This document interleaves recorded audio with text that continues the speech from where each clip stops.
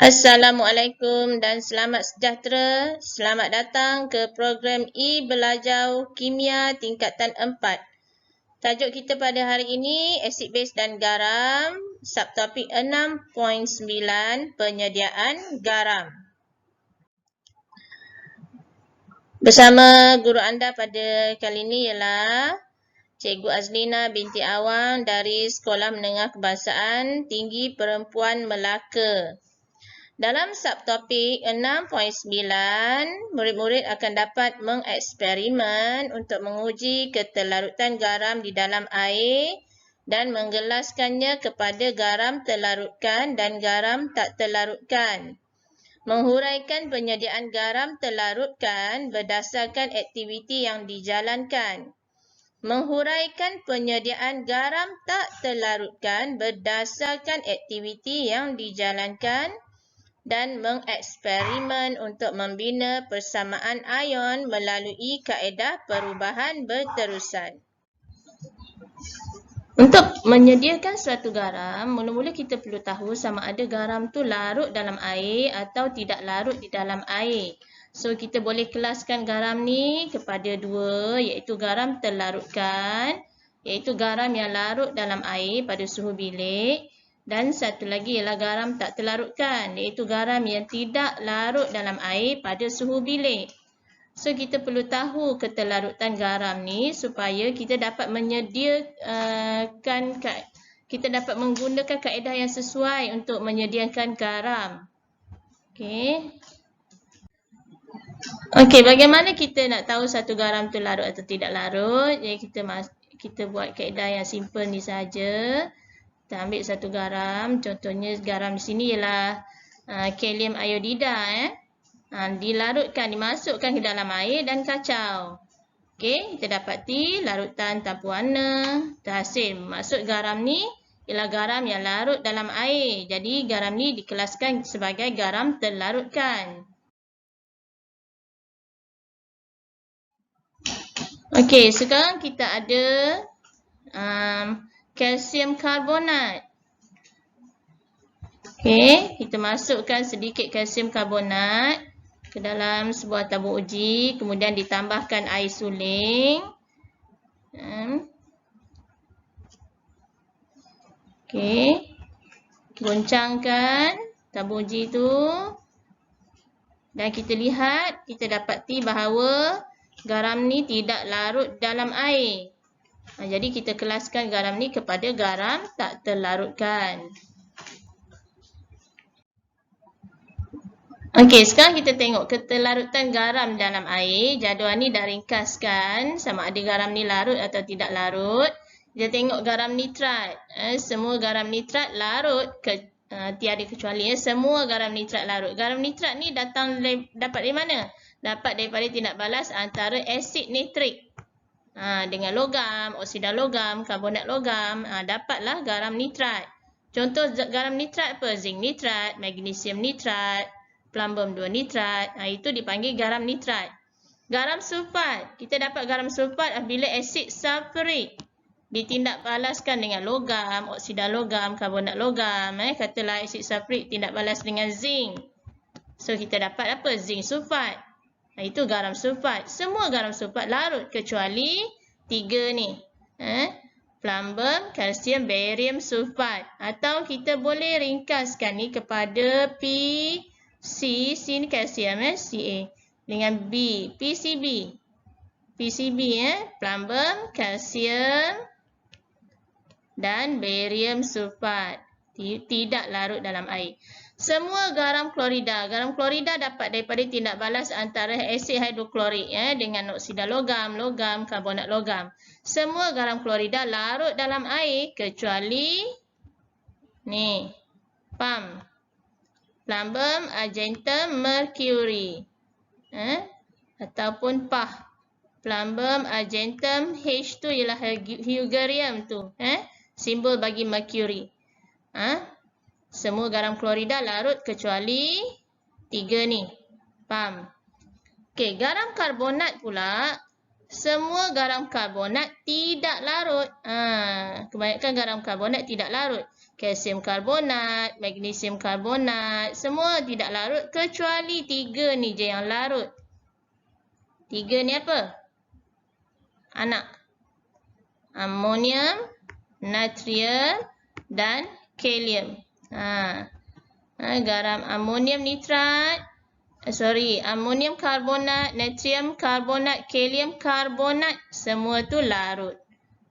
Jadi garam karbonat yang lain semua tidak larut. Okey, yang kelima. Okey, garam amonium, garam natrium dan garam kalium semuanya larut. Tiada yang tidak larut. Ni maksudnya apa? Amonium nitrat, amonium karbonat, amonium sulfat, amonium klorida, semua larut dalam air. Tiada kecuali. Garam amonium, natrium, kalium ni boleh kita ringkas. Kita kata garam anak lah. Anak. Semua garam anak larut. Anak ni apa? Amonium, natrium, kalium. Semua garam anak larut. Semua garam nitrat larut. Semua sulfat larut kecuali PCD. Semua garam klorida larut kecuali PAM. Semua garam karbonat tidak larut kecuali anak. Okey, ni kena ingat ya. Okey, bagi garam plumbum 2 klorida dan plumbum 2 iodida, ketelarutan dia tu ada special sikit. Plumbum 2 klorida ni, okey, pepejal berwarna putih. Apabila dimasukkan ke dalam air, air panas, maknanya kita panaskan air tu dulu, dia membentuk larutan tidak berwarna. Tapi bila air tu sejuk, larutan tu sejuk, pepejal putih terbentuk semula. Dia jadi tak larut semula. Itu plumbum 2 klorida. Kalau plumbum 2 iodida, warna pepejalnya ialah warna kuning. Bila dimasukkan ke dalam air panas, so dia larut. Bentuk larutan semasa panas. Air panas. Tapi bila air itu telah sejuk, larutan itu telah sejuk, pepejal berwarna kuning terbentuk semula. Okey, ini plumbum 2 klorida dan plumbum 2 iodida. Okey, untuk penyediaan garam, bila kita diminta untuk menyediakan sesuatu garam, kita perlulah tahu kaedah yang sesuai untuk penyediaan garam tu. Jadi penyediaan dia pula perlu tahu sama ada garam tu terlarutkan atau garam tu garam tak terlarutkan. Okey, penyediaan tu kena mengambil kira sama ada garam tersebut adalah garam terlarutkan atau garam tak terlarutkan. Garam terlarutkan pula, tadi kita dah tengok, garam terlarutkan ada dua pembahagian pula. Kalau garam tu jenis garam anak. Garam anak ni garam apa? Tadi saya dah sebut ialah garam amonium, garam natrium dan garam kalium. Kaedah penyediaan garam tu mestilah satu kaedah ni sahaja. Tindak balas antara asid dengan alkali, peneutralan. Okey. Tindak balas peneutralan. Kaedah pentitratan. Itu garam anak. Garam terlarutkan, semua garam anak ni larut. Garam terlarutkan jenis garam amonium, natrium, kalium. Manakala kalau garam terlarutkan jenis lain selain daripada anak, selain daripada garam amonium, garam natrium, garam kalium, tapi dia larut, contohnya magnesium sulfat, magnesium nitrat, semua garam tu larut, tapi bukan amonium, natrium, kalium, so dia boleh disediakan melalui tindak balas 3 ni. Boleh pilihlah yang sesuai. Asid campur logam reaktif, asid campur oksida logam, asid campur karbonat logam. Okey, katalah kita nak sediakan garam magnesium nitrat. Magnesium nitrat. So, kita kena tentukan dulu sama ada magnesium nitrat ni garam terlarutkan ke garam tak terlarutkan. Kalau garam terlarutkan, tengok dia anak ke bukan anak. Okey, so magnesium nitrat ialah garam terlarutkan dan bukan amonium, natrium atau kalium. So, kita sediakan asid campur sama ada logam, oksida logam atau karbonat logam. Jadi, kalau kita nak sediakan magnesium nitrat, kita tengok. Asid, kita ambil asid apa? Tak boleh suka-suka hati asid apa. Nak sediakan garam nitrat, mestilah asid nitrik. Dan logam atau oksida logam atau karbonat logam ni mestilah yang ada magnesium lah. Sebab kita nak sediakan magnesium karbonat. So, kita boleh pilih magnesium atau magnesium oksida atau magnesium karbonat. Okay, so nanti kita akan hasilkan magnesium nitrat dan hasil yang sampingan yang lain lah. Ini kita dah belajar dalam subtopik sifat kimia asid dan alkali. Tindak balas ni. Kalau asid nitrik bertindak balas dengan magnesium, kita akan hasilkan magnesium nitrat dan gas hidrogen. Okey. Tu garam terlarutkan. Penyediaan garam tak terlarutkan pula ada satu saja, iaitu tindak balas penguraian ganda 2 atau tindak balas pemendakan. Kaedah dia macam mana? Garam terlarutkan campur dengan satu lagi garam terlarutkan, dia akan menghasilkan garam tak terlarutkan dan satu garam terlarutkan.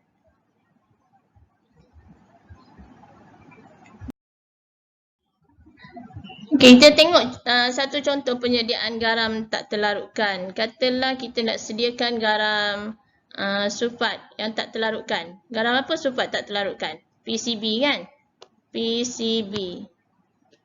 Plumbum, kalsium, barium. So, kita pilih satu. Katalah kita nak sediakan garam plumbum. Plumbum 2 sulfat. So, tadi kaedah penguraian, tindak balas penguraian ganda 2, dia kata nak sediakan garam tak terlarutkan, plumbum 2 sulfat, mestilah ada 2 garam terlarutkan. 2 garam terlarutkan tu macam mana? Satu garam terlarutkan yang mesti ada plumbum. Plumbum apa yang terlarutkan? Garam apa yang sentiasa larut? Garam nitrat. So, kita ambil plumbum 2 nitrat. Boleh juga pilih plumbum lain asalkan plumbum tu larut. Kemudian pilih garam sulfat. Tak boleh pilih asid sulfurik Pilih garam sulfat. Garam sulfat yang larut. Okey, garam sulfat yang larut senang kita ambil anak lah garam anak. Garam amonium, garam natrium sentiasa larut, garam kalium sentiasa larut. Dia katalah saya ambil garam kalium, kalium sulfat. So formula kimia macam ni. So akhirnya kita dapatlah plumbum dengan 2 sulfat dan satu lagi garam ialah garam kalium nitrat. Kalium nitrat kan larut, kalium nitrat. Okey, seimbangkan persamaan ni. Jadi dapatlah kita garam tak terlarutkan dengan mencampurkan 2 garam terlarutkan. Okey. Okey, kita tengok penyediaan garam terlarutkan jenis amonium, natrium, kalium. Jenis anak, kita gunakan kaedah pentitratan iaitu tindak balas peneutralan antara asid dan alkali. Dalam contoh ni, kita guna contoh larutan kalium hidroksida sebagai alkali dan asid hidroklorik, asidnya. Kalium hidroksida dimasukkan ke dalam sebuah kelalangkun. Kemudian asid hidroklorik dimasukkan ke dalam sebuah buret. Dan penunjuk phenolphthalein dititiskan, mungkin 3 titis. Jadi larutan menjadi warna merah jambu. Phenolphthalein dalam alkali warna merah jambu. Kemudian asid dititratkan sehingga takak akhir tercapai. Mana tahu takak akhir? Warna merah jambu telah bertukar jadi tanpa warna. Menunjukkan larutan tu dah neutral. Dapatlah larutan garamnya ialah kalium klorida. Kalium daripada alkali, klorida daripada asid. Okey. Ini dapat larutan. Maksudnya ada air. Bila larutan ni maksudnya ada air. Jadi, macam mana kita nak dapatkan garam dia sahaja? Okey, kita panaskan, kita masukkan larutan ke dalam sebuah mangkuk sejat dan panaskan sehingga larutan menjadi tepu. Larutan menjadi tepu, kita akan nampak ada hablu garam kat situ. Sifat-sifat hablu kita dah belajar. Kemudian kita cuci hablu garam kalium klorida dengan sedikit air suling. Kita bilas dengan sedikit air suling. Kemudian kita keringkan hablu kalium klorida dengan menggunakan 2 helai kertas turas. Okey, ni ialah eksperimennya. Sebenarnya eksperimen dia sama je ni, iaitu eksperimen peneutralan. Dalam subtopik 6.7 kita dah belajar ni.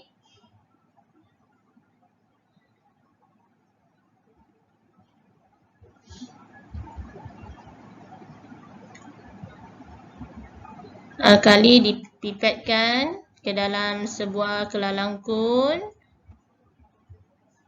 Sebuah biuret diisikan dengan asid. Kemudian nampak kita guna jubin putih supaya pemerhatian dapat diperhatikan dengan lebih jelas. Perubahan warna dapat diperhati dengan jelas. Okey. Kemudian penunjuk beberapa titis ya, mungkin 3 titis. Penunjuk phenolphthalein, dalam kes ni penunjuk phenolphthalein ditambah ke dalam alkali, menjadikan warna larutan merah jambu.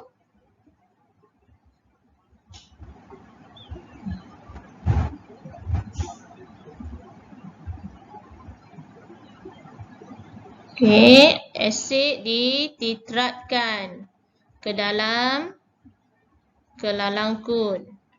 Kelalangkun digoncang sepanjang masa supaya tindak balas dapat berlaku dengan lengkap.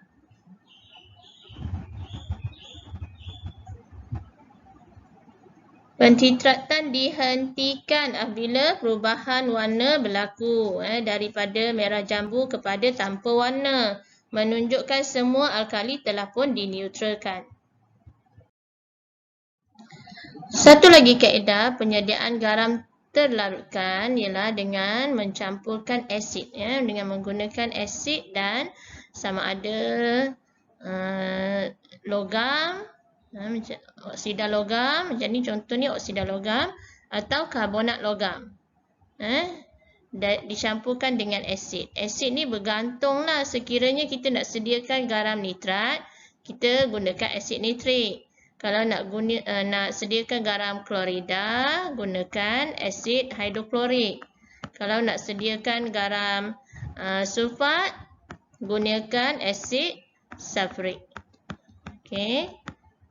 Asid yang digunakan bergantung pada garam yang nak disediakan. Begitu juga dengan serbuk logam, oksida logam atau karbonat logam.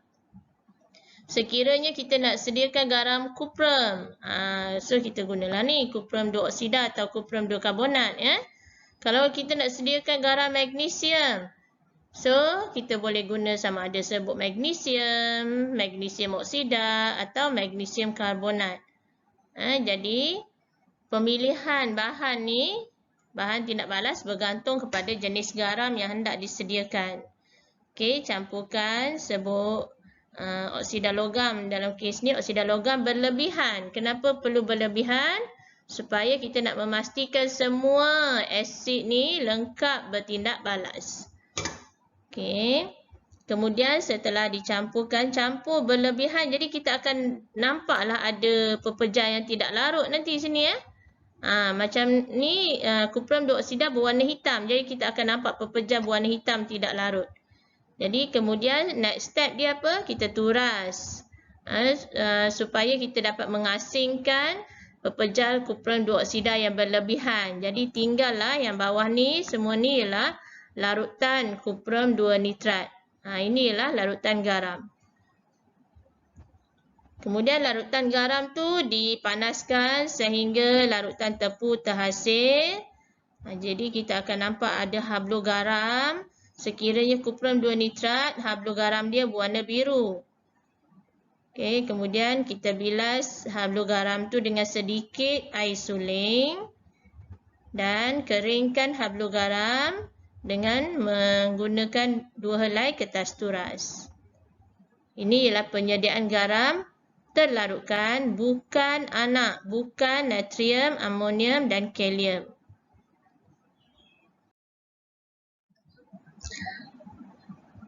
Okey, setelah garam disediakan, untuk mendapatkan pepejal kita gunakan kaedah penghabluran semula.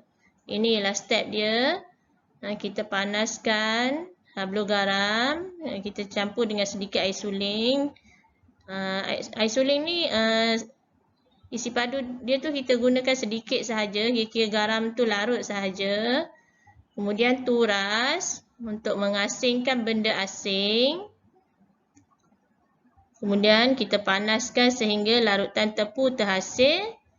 Bilas hablu garam dengan sedikit air suling dan keringkan dengan menggunakan kertas turas. Kaedah ni dipanggil penghabluran semula. Ingat step-step dia ya. Larutkan, panaskan, larutkan. Kemudian turas. Kemudian panaskan sehingga larutan tepung terhasil.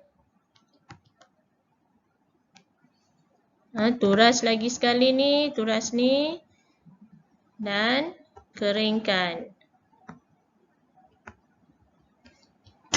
Ingat step-step dia. Okey, ini pula ialah penyediaan garam tak terlarutkan. Contoh dalam kes ni, kita nak sediakan garam apa ni agaknya? Kita ada larutan barium klorida dengan larutan natrium sulfat.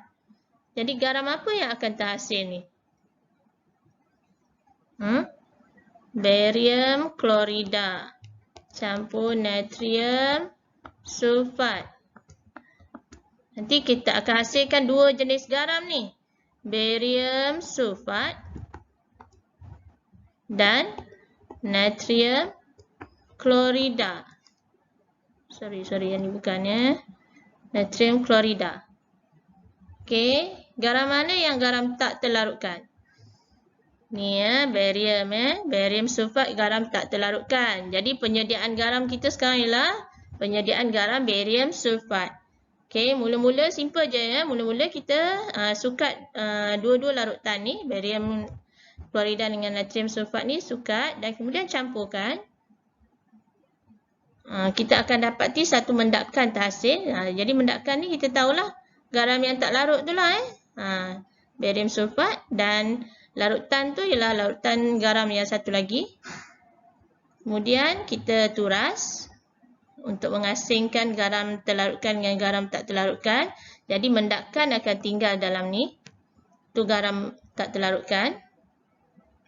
Kemudian bilas. Kita bilas supaya larutan natrium klorida sekiranya ada garam natrium klorida lekat di sini. Jadi kita bilas dia akan larut lah. Natrium klorida akan turunlah bawah. Dan keringkan. Keringkan garam ni. Okey, garam tak terlarutkan kita ni. Kita dapat mendakan. Ini ialah eksperimennya. Simple sahaja. Okey, ada dua larutan garam sini. Barium nitrat dengan kalium nitrat. Kalium sulfat. Bila campur dapat garam tak terlarutkan. Nampak warna putih mendakan.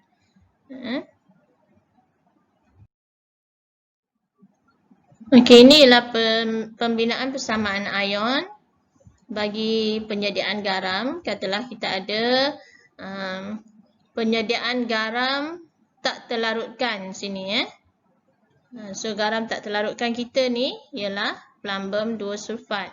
So katalah kita nak membina persamaan ion bagi plumbum 2 sulfat.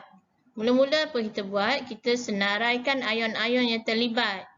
Ini dalam plumbum 2 nitrat ada ion plumbum 2, ada ion nitrat.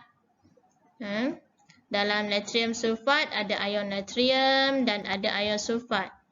Kemudian plumbum 2 sulfat dan dalam natrium nitrat kita ada ion natrium dan ion nitrat. Kemudian kita apa? Kita batalkan ion-ion yang tak terlibat dalam plumbum 2 sulfat. Ion yang tak terlibat yang mana? Ion nitrat tak terlibat. Natrium tak terlibat. Ni tak terlibat ni. Jadi yang tinggal tu apa? Ion plumbum 2, ion sulfat dan garamnya. Plumbum 2 sulfat. Jadilah persamaan ion kita. Ni ion plumbum 2 dan ion sulfat menghasilkan plumbum 2 sulfat. Ini dipanggil persamaan ion. Kita tengok je pelambang 2 sulfat. So, ion apa yang terlibat? Ion pelambang 2, ion sulfat. Macam tu je. Membina persamaan ion. Persamaan ion juga boleh dibina melalui kaedah perubahan berterusan. Ni kena melalui satu eksperimen. Dalam eksperimen ni ada 8 buah tabung uji. 8 buah ni, 8 buah tabung uji ni. Okay, diisi dengan larutan A. Katalah, bergantung pada jenis garam yang nak disediakan lah. Kalau garam tak terlarutkan kan, kita ada 2 jenis garam terlarutkan. Okay. So, satu larutan ni diisi dengan isi padu yang malar. Sama isi padunya. Dan satu lagi larutan garam. Di sini larutan B tersebut. Isi padu dia berubah mengikut tabung uji lah. Tabung uji 1 kita masukkan 1 cm padu. Tabung uji 2, 2 cm padu. Dan seterusnya hingga tabung uji yang ke-8. Dalam kes ni kita guna 8 tabung uji. Okay. Kemudian setelah diisi dengan semua larutan ni, kita goncangkan dan radas ni dibiarkan selama 1 hari supaya mendakkan tu dapat termendak. Ni nampak mendakkan hasil ni dapat termendak dengan sempurna lah. Okay. Dan kemudian ketinggian mendakkan ni diukur. Diukur. Ketinggian mendakkan ni diukur. Setelah ukur ni, akhirnya tabung uji pertama yang mencapai ketinggian mendakkan yang maksimum. Macam dalam kes ni, tabung uji pertama maksimum ialah yang ni. Kan? Selepas tu, ketinggian mendakkan tu malar. So, tabung uji pertama mencapai ketinggian mendakkan maksimum menandakan semua bahan tindak balas telah bertindak balas dengan lengkap. Jadi, untuk tabung uji yang ini, ni yang keberapa ni? 1, 2, 3, 4, 5. Tabung uji yang ke-5, kita ambil lah nisbah, bilangan mol larutan A dengan larutan B. So, kita dapatlah nisbah bagi ion yang diperlukan untuk membina suatu garam. Ini ialah kaedah kedua untuk membina persamaan ion melalui suatu eksperimen. So, ini dipanggil kaedah perubahan berterusan. Okey, sekian saja untuk video saya pada kali ini pada subtopik 6.9. Terima kasih.